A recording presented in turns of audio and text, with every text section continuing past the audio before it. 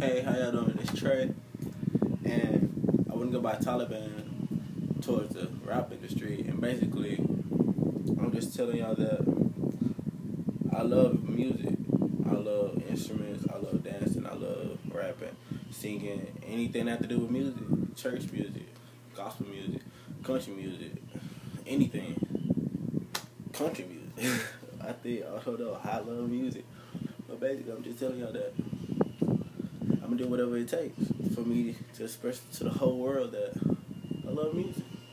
And I wish that everybody start when I get like better, they subscribe me and show love because I'm trying to get out the hood. And basically, I don't like anything out there in the work field. I love music. That's what I love. They say do what you love, and music is my passion. Music is my passion. So basically, I'm doing what I love, and I feel like waking up every day, going to the tour bus, waking up every day, going on the plane jet, waking up every day, seeing billions of fans if I do get big.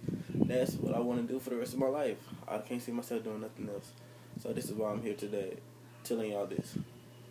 Taliban Trey really want to be a rapper, and I hope y'all agree with me on